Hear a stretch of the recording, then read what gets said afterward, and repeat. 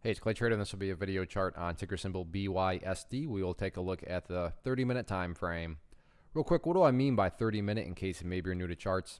Instead of each one of these candlesticks here representing 1 day's worth of price action, which is what you would normally see, each one represents 30 minutes. So while this here may look like a few weeks worth of time, it's actually just the past 2 days broken down into 30-minute time slices. I like you this time frame. I think that's a good job of telling the quote-unquote story of the price, and then makes mapping out levels of support and resistance a bit easier to see. Don't mean to state the obvious, but I will anyways. Very nice looking chart.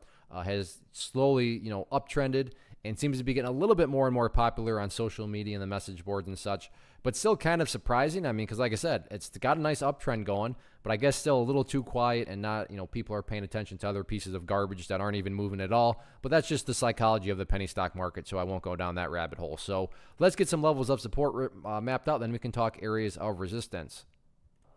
First area of support is what I would call the ideal level. I mean, if you say, hey, Clay, what would make this chart look the absolute strongest? And that would be right here at 0006. Now, don't get me wrong, if the price falls below it, by no means am I saying everything's ruined. But this is just a good old kind of historic level on the chart as far as rules are concerned. What do I mean by that? Well, there's a very foundational rule out there that states when levels of resistance. So let's establish first that this was a level of resistance. You can see rejected the price there, are broken. You want to see them act as support. So that level was broken right there, and at that point in time, like I said, according to the rule, you want to see that level and act as support. And then about a million times today, the bears try to press down through 0006, but the bulls did a great job of holding strong. So 0006, definitely that ideal level of support. Again, if the price falls below it, not the end of the world, but that would definitely make the chart look the healthiest and strongest going forward. Next level of overall support after that, it's going to be down here at 0004. 0004 to me is that must-hold level because I'm not saying this will happen, but in the event the price were to go down there and then break through it and then separate to the downside and, come down to that area of the chart, at that point in time, that would literally be putting the price right back to this region where it was before, the nice move started right here.